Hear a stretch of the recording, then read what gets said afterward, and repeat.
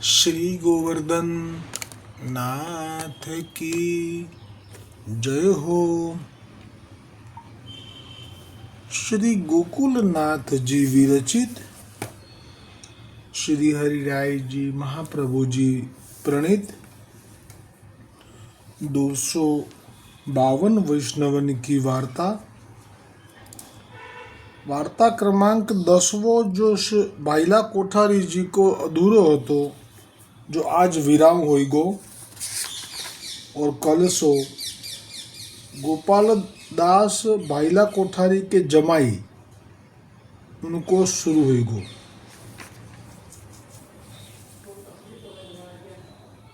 कल यह प्रसंग यहाँ तक आयो हतो जो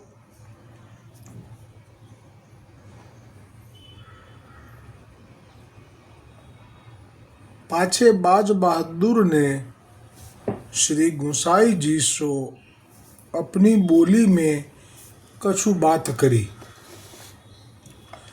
ताको प्रति उत्तर श्री गुसाई जी भली भांति सो वाही की बोली में वाको समुझाई के दिए। तब तो वह बाज बहादुर अपने मन में बहुत ही प्रसन्न भयो और श्री गुसाई जी वाको समुझावत में अपनी ईश्वरता जताए।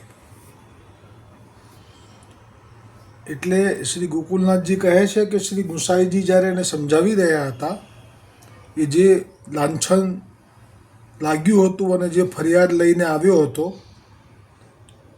એનું સમાધાન શ્રી ગુસાઈજી પોતે આપ જ એને સમજાવી રહ્યા હતા। તે વખતે આપે આપની ઈશ્વરતા જતાવી દીધી, એટલે કે અનુભવ કરાવી દીધો।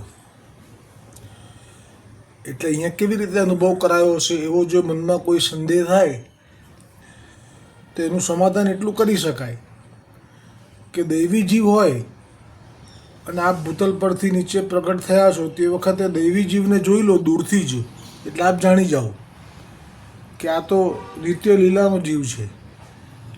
એટલે એની દ્રષ્ટિ પડે એ વખતે આપ એના દેખાય એને દર્શન થાય એવી રીતે આપ કોટી કંદર્પ લાવણ્યયુક્ત રસો વૈશ્ય શ્રી કૃષ્ણચંદ્રજીના દર્શન કરાવતા અને એ દર્શન કરતાં જ ત્યાં મોહિત થઈ જતો। કોઈ જીવ સુધી ખોઈ બેસતો, પડી જતો મૂર્છિત થઈને, કોઈ જીવ એકદમ જ આવીને તાપ કરતો કે આપ હું જાણી ગયો કે આપ તો સાક્ષાત શ્રી કૃષ્ણ છો, મને શરણે લો। આવા અનેક પ્રસંગો જેમાં શ્રી ગુસાઈજીએ આપના પ્રમેય બળથી એને જાણી લઈને, જીવને જાણી લઈને પછી આવા દર્શન આપીને પછી આપે અંગીકાર કર્યો છે। અને આજે પણ જે સર્વોત્તમજીના નામની અંદર શ્રી ગોકુલનાથજીએ કૃપા કરી અને એ જે ટીકાઓ રચી છે એમાં આજે જે અંગીકૃતો સ્વમર્યાદો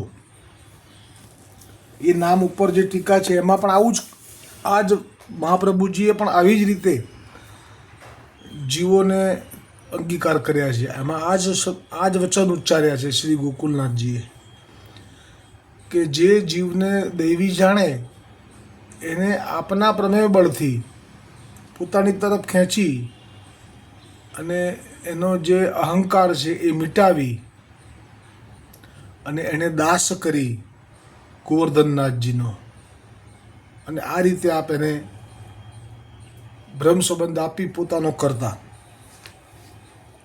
તો અહીંયા તો આ લીલાનો જીવ નથી, પણ છતાંય ગુસાઈજી આપ તો પૂર્ણ પુરુષોત્તમ છો, એનો અર્થ જ એવો થયો કે પૂર્ણ પુરુષોત્તમ એટલે દરેકે દરેકની ઘટઘટમાં, દરેકના હૃદયમાં જેટલા 84 લાખ જીવો છે એ બધાની અંદર આપ જ બિરાજમાન છો। એટલે આપ જાણો છો કે આ જીવ એ કેવો છે, કઈ કક્ષાનો છે.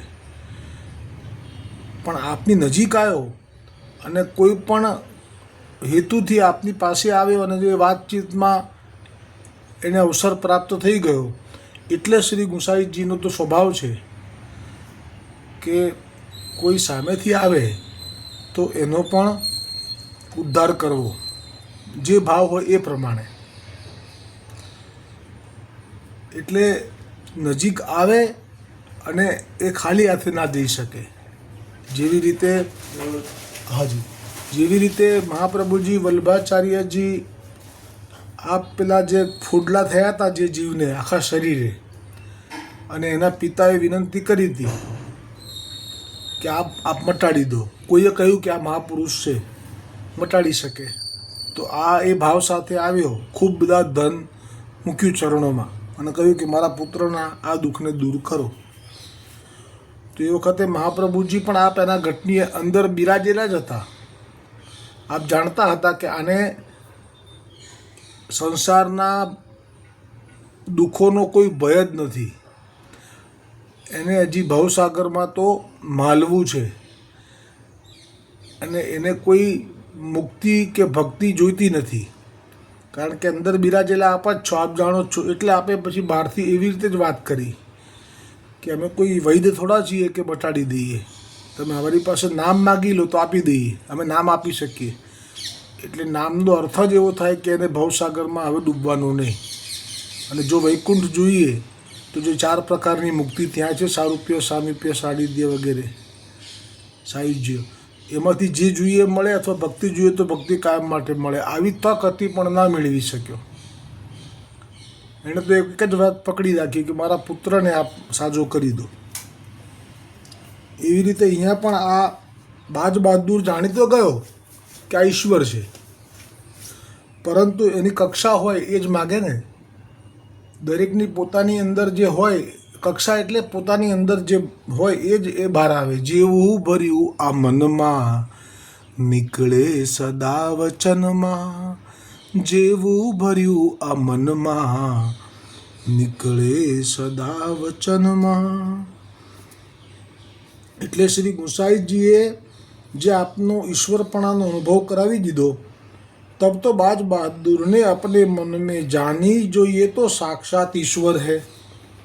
तासो ये बावरे लोग मोको लड़ायो चाहत है. सो जा दिन बाज बहादुर श्री गुंसाई जी पास आयो हतो, तब बरखा के दिन हते, એટલે કે વર્ષા ઋતુ હતી. પરિવા દેશ में, એટલે કે તે ધંધુકામાં, ધોળકામાં, વા દેશમાં મેહ ન બરસતો હતો. કોઈ કારણથી ત્યાં વરસાદનું ટીપું નહોતું પડ્યું. તાતે લોગ સગરે બીલ બિલાઈ રહે હતે. તબ બાજ બહાદુરને શ્રી ગુંસાઈજી સો વિનંતી કરી, જો મહારાજ પાણી बिना प्रजा बहुत दुख पावत है. तब श्री गुंसाईजी वासो કહે, વર્ષા તો बहुत હોઈગી. એક વખત શ્રી મુખથી વચન નીકળી ગયા તો શા માટે આણે બાજ બહાદુરે શ્રી ગુંસાઈજીને એવું કીધું કે અમારા ત્યાં ધોળકામાં આખું ચોમાસું પતવા આવ્યું, હજી સુધી વરસાદનો છાંટો નથી પડ્યો અને બધા અકળાઈ ગયા છે, વ્યાકુળ થઈ ગયા છે. પાણી વિના પ્રજા દુઃખ પામી રહી છે. ત્યારે શ્રી ગુંસાઈજીએ કહ્યું કે વર્ષા તો બહુ જ થશે. તો બાજ બહાદુર જાણી ગયેલો હોવો જોઈએ કે આ તો પ્રભુ છે, ઈશ્વર છે, અને આ જો હું અહીંયા વિનંતી કરીશ તો મારું સમાધાન થઈ જશે. અને ખરેખર જ તબ બાજ બહાદુર જાણ્યું કે ગુંસાઈજીએ કહ્યું કે વરસાદ તો બહુ થશે, તો એને કેટલો વિશ્વાસ છે. ઘણી વખત દૂરના લોકો લાભ લઈ જાય છે. અજાણ્યા લોકો આવે વલ્લભ કે વલ્લભ પુલ પાસે તો એ લાભ ખાટી જાય છે, પણ નજીકના કોરાને કોરા રહી જાય છે. तब वह बाज बहादुर श्री गुंसाई जी को दंडवत करी के चलन लाग्यो. तब वाको श्री गुंसाई जी एक બીરા દીએ. હવે જો આ કૃપા વિશેષ કરી રહ્યા છે, આ બીડાનો અધિકારી છે કે નહીં એ આપણે નક્કી ના કરી શકીએ. કારણ કે મેં કીધું ને કે અંદર બેઠેલા પ્રભુ એ જ આપ બહાર પ્રગટ છે અત્યારે. એટલે આપને એમ થાય કે ના મારે એને કંઈક વિશેષ આપવું છે, તો પછી આપને કોણ રોકી શકે? ખરેખર તો ક્યાં આનો બ્રહ્મ સંબંધ છે, નામ છે, શિવા છે, કશું નથી. તબ વાકો શ્રી ગુસાઈજી એક બીરા દિए, બીરા એટલે પાનનું બીડું. તબ વહ બીરા માથે ચડાઈ બાજ બહાદુર ફેરી શ્રી ગુસાઈજી સો વિનંતી કર્યો. હવે હિંમત વધી કે જો આ તો કેવા છે, મને સામેથી આપ્યું બીડું, તો હવે મારી અંદર જે એક ઈચ્છા છે, એક મનોરથ છે, એ પણ કહી જ દઉં. જો મહારાજ એક કછું એસી વસ્તુ अपने हाथ सो दे हूँ जो 8 पहर मेरे माथे ઉપર રહે. એટલે એ જમાનામાં જો આ પ્રસંગ અત્યારે આવ્યો એવો પ્રસંગ નારાયણદાસ કાયસ્થ દિવાનનો જે હાકીમ હતો, બાદશાહ હતો, એણે પણ એવું કંઈક માગ્યું હતું. એટલે એનો અર્થ એવો સમજો કે એ સમયમાં કોઈ પવિત્ર કોઈ એવો એમના અવતારનો સંગ થાય તો હવે એ અવતારનો જે અહેસાસ થયો સાથે આવ્યા, નજીક આવ્યા પછી ભય પણ થાય કે હવે અહીંથી સેજ દૂર જઈશ એટલે આ ભૂલાઈ જશે. તો આ બી વિરહ છે અને આ વિરહનો સમાધાન એ લોકો આવી રીતે મેળવતા અને એવું કંઈક માગતા કે જે પોતાની પાઘમાં બાંધી રાખે, એટલે જ્યારે પણ એ પાઘમાં હોય એટલે એની વિસ્મૃતિ ના થાય. જેમ આપણે માળા કરીએ તો જ આપણને અષ્ટાક્ષરનો જે નિયમ છે એનો લાભ મળે, પણ જો માળા ના કરીએ તો છૂટી જાય. તો એનાથી આપણને વિરહ હોય તો આપણે માળામાં છોડી શકીએ, પછી કાયમ માટે થઈ જાય હૃદય રૂઢે વાત જુદી છે, બહુ દુર્લભ છે. એવી રીતે માથામાં કંઈક હું રાખી શકું મારા, જેવું પેલાએ માગ્યું એવું આ પરંપરા હશે એ વખતે, તો કે આપો.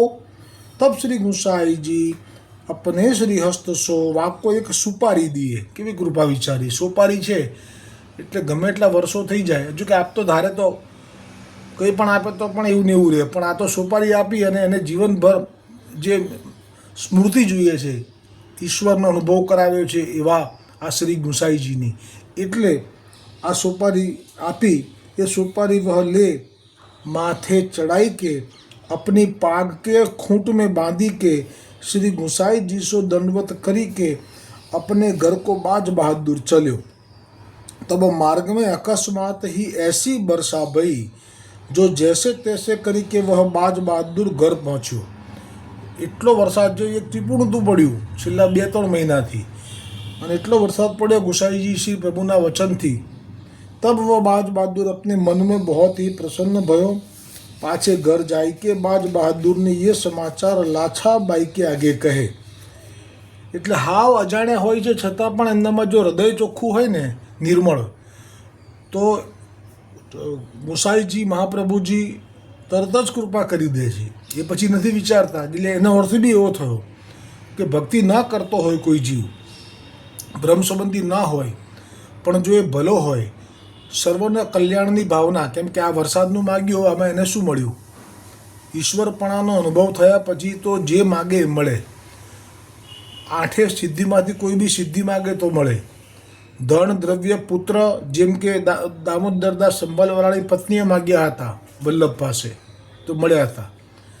તો જે માગે એ મળે એવું જ્યારે પ્રસંગ ઊભો થાય અને એમાં પણ વરસાદ પડે એવું માગ્યું, તો એવા જીવો નિર્મળ કહેવાય, એવા જીવો પરોપકારી કહેવાય, એવા જીવોનું તો પ્રભુ પણ ભૂતલ પર બિરાજવું ઈચ્છે. એટલે નિર્ગુણ નિરાકાર પ્રભુ જે છે, અથવા તો આપણા પ્રભુ જે પુષ્ટિ પુરુષોત્તમ જે સગુણ સાકાર છે ગોવર્ધનનાથજી, એ અને આ સાક્ષાત શ્રી ગુસાઈજી દ્વિજ થયું મહાપ્રભુજી, એ પણ જે એવા જીવો કોઈ કે જે ભક્તિ નથી પણ ભલા છે, તો એમનું પણ કલ્યાણ થાય જ છે. એવું જરૂરી નથી કે સેવકને ભક્ત હોય તો જ કલ્યાણ થાય. ભક્તિ નથી પણ મળી, પણ જીવ તો ચોખ્ખો છે, તો આવી કૃપા થઈ. અને એમણે આવીને લાછાબાઈને કહ્યું. તબ લાછાબાઈને યહ હુકમ વા સમય કિયો જો જાને યહ ચુગલી કરી હૈ વા ચુગલ કો અભી ખર્ચ કરી ડારો. એટલે ખોટી ફરિયાદ કરવી ને એ પણ એક જમાનામાં ભયંકર અપરાધ ગણાતો. અને એ જ વખતે આ લાડબાઈએ કહી દીધું કે આવા બધી વાત કરી કે આ તો ઈશ્વર છે, જુઓ એમના કૃપાથી તો વરસાદ થયો.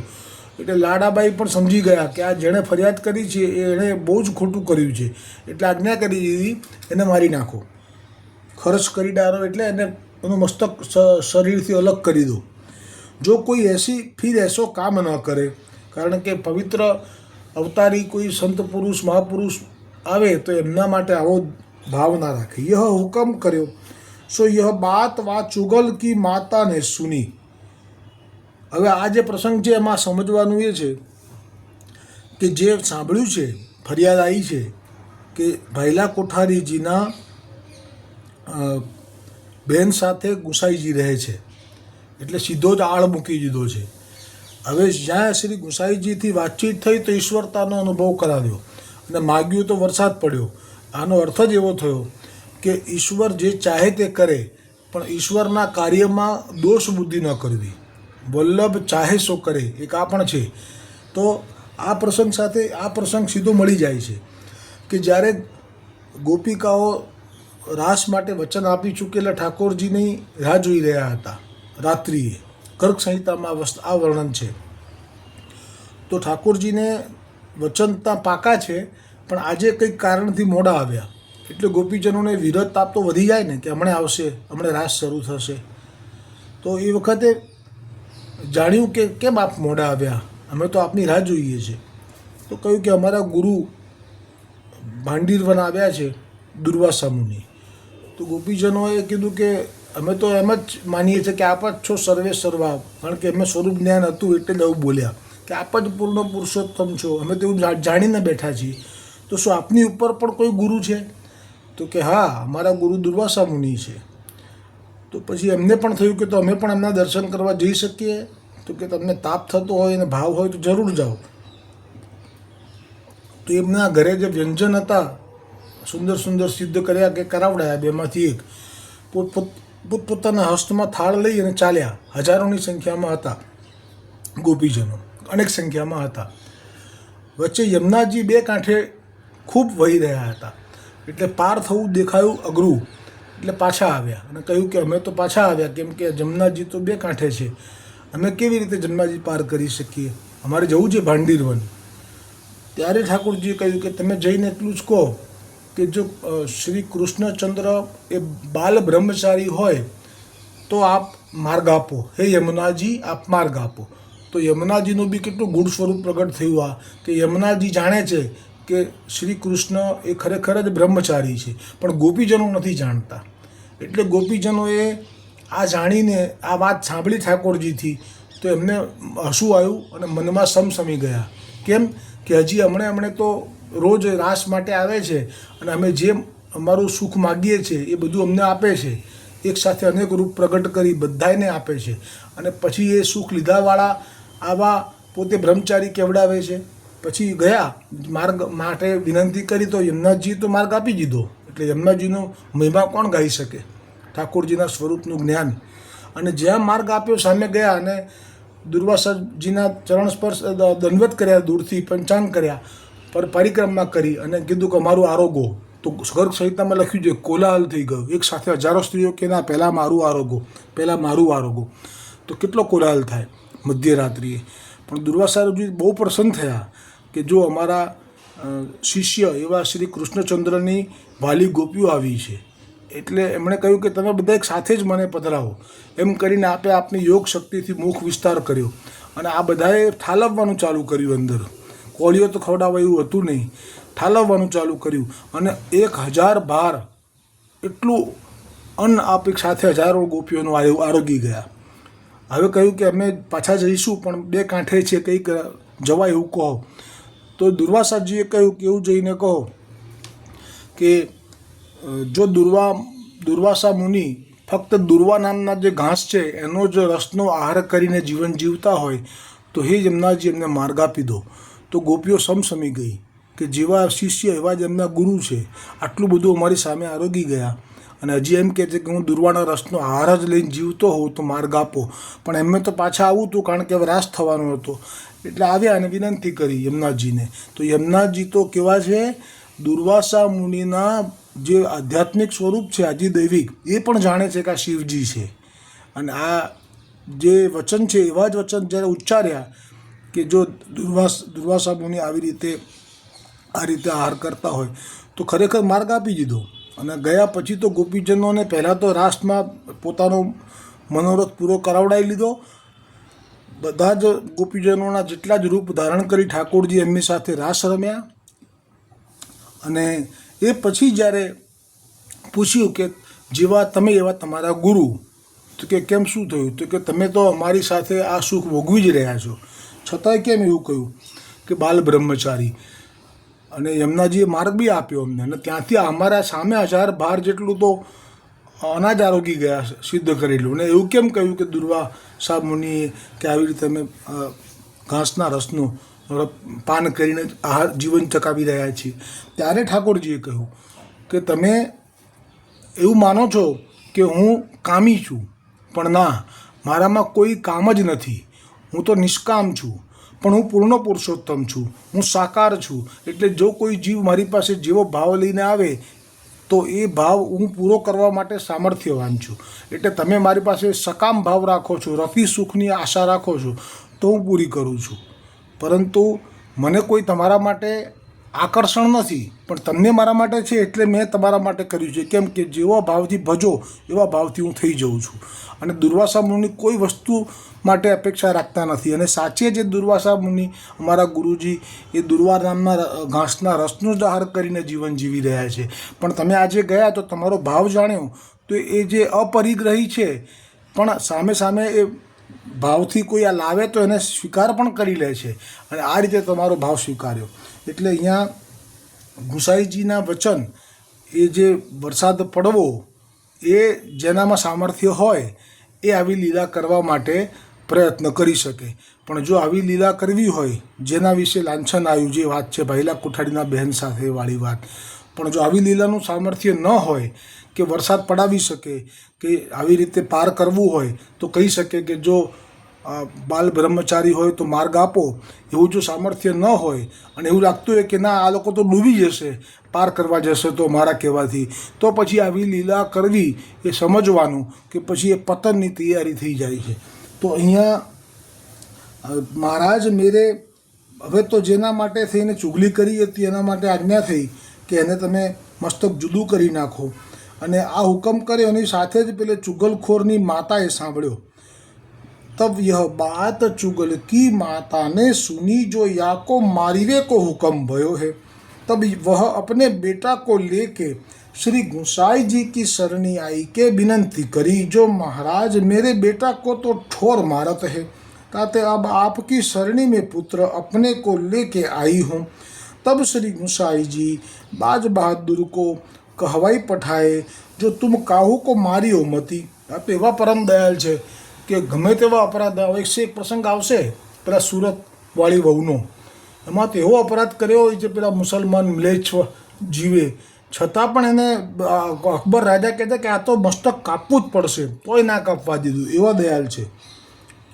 જો તુમ કાહू को मारियो मती, तब बाज बहादुर श्री गोसाई जी की आज्ञा मानी के अपने मनुष्य को बरजियो. पाछे और काहू दिन बाज बहादुर वाको दरबार में बुलाई के कहो, जो अब के तो को श्री गुसाई जी की आज्ञा ते छोड़्यो हूँ, परी अब तेने काहू की झूठी चुगली करी तो हों तो को ठोर ही मारूंगो.